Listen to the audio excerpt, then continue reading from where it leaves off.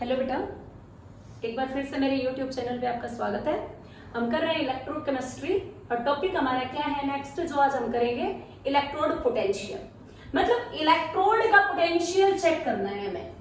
अब इलेक्ट्रोड तो दो है हमारे पास, कौन कौन सी, एक एनोड है और एक क्या है बेटा हमारी कैथोड है। तो अब हमें इनका पोटेंशियल देखना है। पोटेंशियल दैट मीन्स पावर, इसको हम क्या बोल सकते हैं, पावर, कि इलेक्ट्रोड की पावर क्या है। अब हमें ये पता है कि एनोड के ऊपर क्या हुआ था बेटा, हमारा ऑक्सीडेशन हुआ था। दैट मीन्स एनोड ने इलेक्ट्रॉन का लॉस किया था। और यहाँ पे कैथोड के ऊपर क्या हुआ था बेटा, रिडक्शन हुआ था।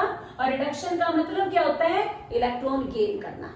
ओके, तो अब हमारे पास दो तरह के पोटेंशियल आए, एनोड का लॉस करने का पोटेंशियल और कैथोड का गेन करने का पोटेंशियल। तो जो हमारा इलेक्ट्रोड पोटेंशियल होगा बेटा, अगर इलेक्ट्रोड दो हैं तो इलेक्ट्रोड पोटेंशियल भी हमारा दो तरह का होगा। क्या होगा बेटा, ये है क्या, इलेक्ट्रोड की टेंडेंसी है, ये पावर है कि इलेक्ट्रोड क्या कर सकती है। तो इसमें क्या क्या होगा बेटा, हमारा एक हमारा होगा ऑक्सीडेशन पोटेंशियल और एक हमारा क्या होगा बेटा, रिडक्शन पोटेंशियल। मतलब ऑक्सीडाइज होने का पोटेंशियल और रिड्यूस होने का पोटेंशियल।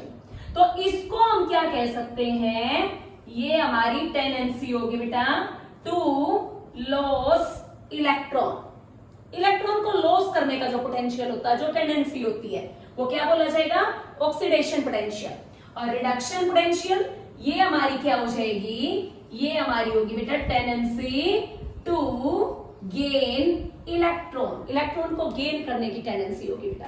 तो अब हम यहाँ पे क्या कह सकते हैं कि अगर मान लो किसी इलेक्ट्रोड का ऑक्सीडेशन पोटेंशियल क्या है, हाई है, उसका ऑक्सीडेशन पोटेंशियल की वैल्यू जो है वो ज्यादा आई हमारे पास, तो हम ये कह सकते हैं उसकी क्या होगी, मोर टेंडेंसी होगी बेटा, ज्यादा टेंडेंसी होगी क्या करने की, टू लॉस इलेक्ट्रॉन। मतलब वो भाग के इलेक्ट्रॉन का लॉस कर देगा। ओके, तो वो क्या हो जाएगा, आसानी से ऑक्सीडाइज हो जाएगा बेटा। अब अगर किसी का ऑक्सीडेशन पोटेंशियल हाई है तो ऑटोमेटिकली उसका जो रिडक्शन पोटेंशियल है बेटा वो क्या हो जाएगा, लो। सीधी सी बात है बेटा, जिसका देने का पोटेंशियल ज्यादा होगा उसका लेने का पोटेंशियल कम होगा। तो अगर किसी का ऑक्सीडेशन पोटेंशियल हाई है तो उसका रिडक्शन पोटेंशियल क्या होगा, लो होगा।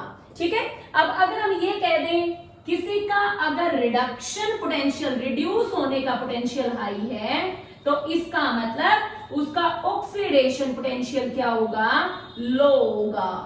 तो अगर ऑक्सीडेशन पोटेंशियल लो है तो रिडक्शन पोटेंशियल हाई होगा। तो इसका मतलब हम क्या कह सकते हैं, हम ये कह सकते हैं मोर टेंडेंसी टू गेन इलेक्ट्रॉन। वो इलेक्ट्रॉन गेन करने की कोशिश करेगा बेटा, इलेक्ट्रॉन को गेन करेगा ना कि लॉस करेगा। ओके बेटा, तो अब हम एक बात और बोल रहे हैं कि जिसका ऑक्सीडेशन पोटेंशियल लो होता है उसका रिडक्शन पोटेंशियल हाई होता है, और जिसका रिडक्शन पोटेंशियल हाई होता है उसका ऑक्सीडेशन पोटेंशियल लो होगा।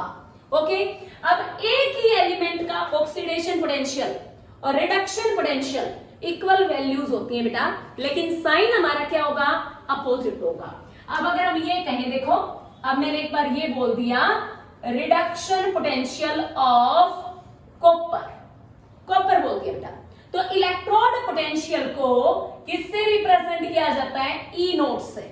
जहां पे ये नोट लगता है इसका मतलब क्या होता है बेटा, स्टैंडर्ड इलेक्ट्रोड पोटेंशियल। जहां पे भी ये नोट लगेगा इसका मतलब क्या है, स्टैंडर्ड इलेक्ट्रोड पोटेंशियल।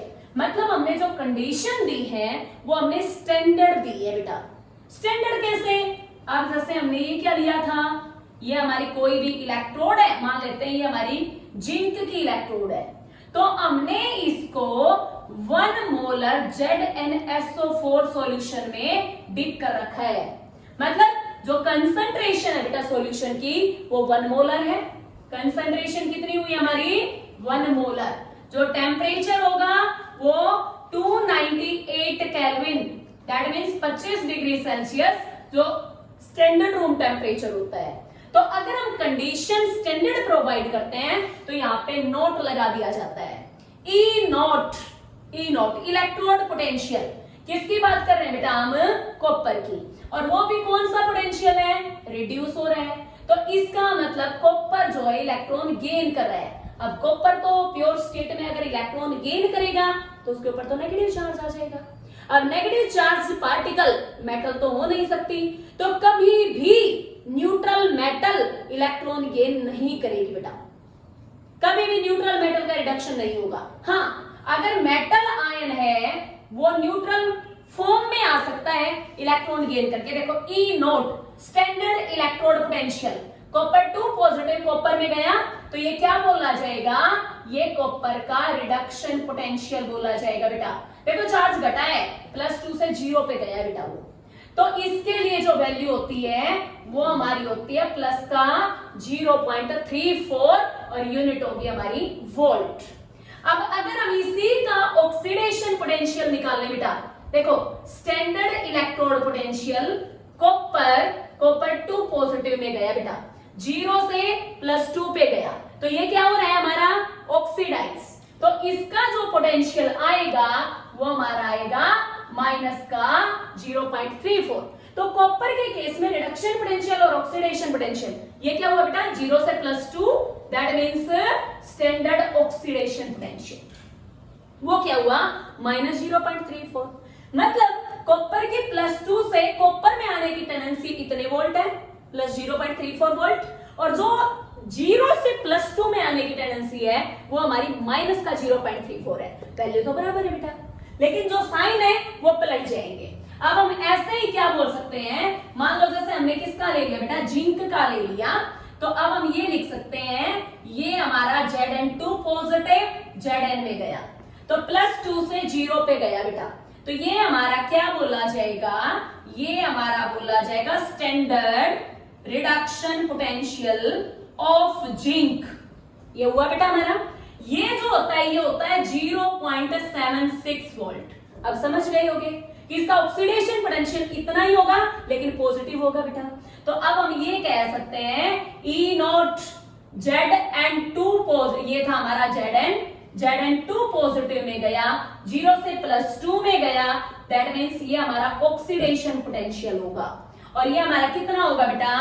प्लस का 0.76 वोल्ट होगा बेटा। ओके, बता दोगे?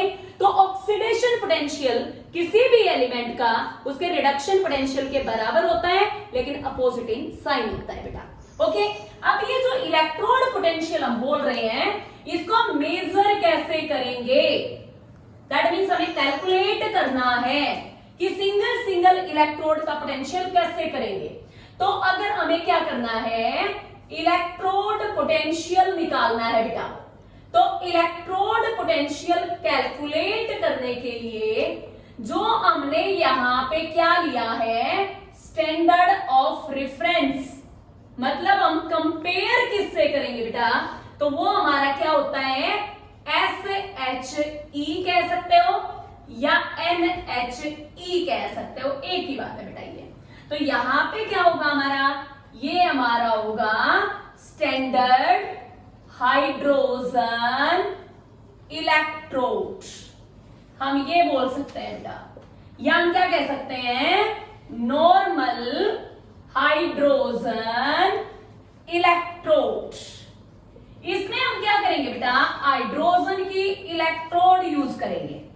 अब बात ये आती है कि हाइड्रोजन तो गैस की फॉर्म में है तो उसकी सॉलिड इलेक्ट्रोड तो बन नहीं सकती, तो हम क्या करेंगे बेटा? हम एक प्लेटिनम वायर लेंगे, मतलब यहां पे जो इलेक्ट्रोड का काम करेगा वो हमारा कौन होगा? वो हमारा होगा बेटा प्लेटिनम वायर। प्लेटिनम वायर को हमने एज इलेक्ट्रोड ले लिया है, नीचे प्लेटिनम की आर्क ली है और उसके ऊपर अच्छे से पेंट कर लिया बेटा हमने। अब हम बार बार प्लेटिनम को क्यों ले रहे हैं? क्योंकि प्लेटिनम एक इनर्ट मेटल की तरह बिहेव करती है बेटा, मतलब आसानी से रिएक्ट करती नहीं है। गोल्ड और प्लेटिनम को नोबल मेटल्स बोला जाता है क्योंकि इनकी जो रिएक्टिविटी होती है वो अप्रोक्सीमेटली 0 मानी जाती है। तो हम प्लेटिनम का अगर यूज करते हैं तो इलेक्ट्रॉन लेने या देने में प्लेटिनम का कोई पार्टिसिपेशन नहीं होगा।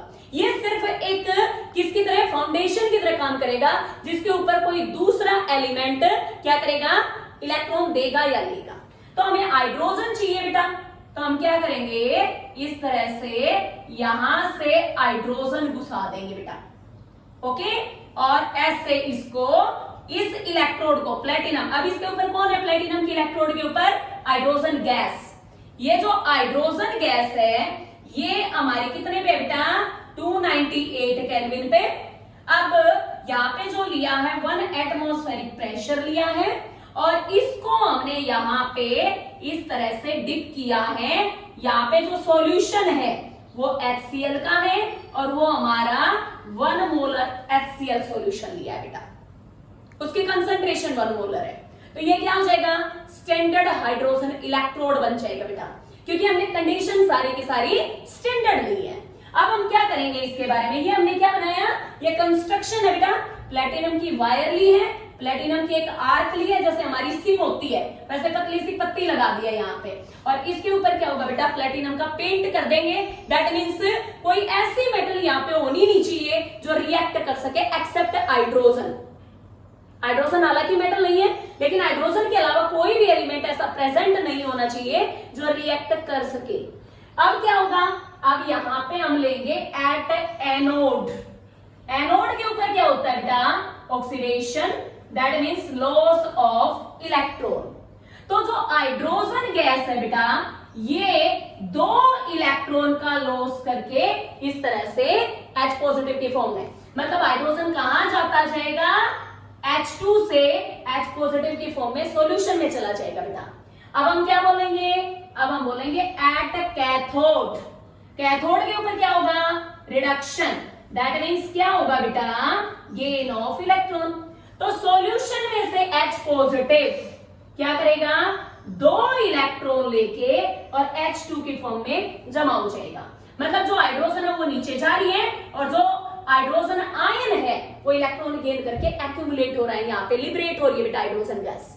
तो इसका जो हमारे पास पोटेंशियल होगा E0, H पॉजिटिव से H2 में गया, तो वो हमारा कितना आया बेटा, वो आया 0.0000 वोल्ट। ठीक है, तो ये जो हाइड्रोजन है हमारी, ये स्टैंडर्ड ऑफ रेफरेंस, मतलब क्या हुआ कि जैसे हमारे पास तराजू होता है बेटा, उसमें एक साइड हम क्या करते हैं, 1 kg का बाट रख दिया, दूसरी तरफ सामान रख देते हैं। तो उसको मेजर करने के लिए, मास को मेजर करने के लिए, जैसे हमने किलोग्राम को यूज किया है, वैसे यहाँ पे इलेक्ट्रोड पोटेंशियल को मेजर करने के लिए बेटा स्टैंडर्ड ऑफ रेफरेंस कौन है हमारा, स्टैंडर्ड हाइड्रोजन इलेक्ट्रोड। और उसका जो इलेक्ट्रोड पोटेंशियल आता है वो हमारा 0.00 वोल्ट आता है बेटा। ओके, तो ये ध्यान से करोगे, एक इलेक्ट्रोड पोटेंशियल और दूसरा स्टैंडर्ड हाइड्रोजन इलेक्ट्रोड। ओके बेटा, ये हाइड्रोजन की इलेक्ट्रोड है जो स्टैंडर्ड कंडीशंस में ली गई है, और ये क्या है हमारा स्टैंडर्ड ऑफ रेफरेंस। ओके, तो कल हम क्या करेंगे, इलेक्ट्रोकेमिकल सीरीज करेंगे और उसकी एप्लीकेशंस पढ़ेंगे बेटा। बेटा ये जो टॉपिक चल रहे हैं ये +1 और +2 के लिए कॉमन है। ओके, +1 में रिडॉक्स रिएक्शंस के नाम से एक चैप्टर है, और +2 में इलेक्ट्रोकेमिस्ट्री जो हमारा करंटली चल रहे हैं। तो ये जो टॉपिक है बेटा ये दोनों के लिए यूजफुल होंगे, +1 और +2 के लिए। तो इनको ध्यान से करना, अच्छे से जो भी डाउट है आप कमेंट बॉक्स में दे सकते हो। Thank you.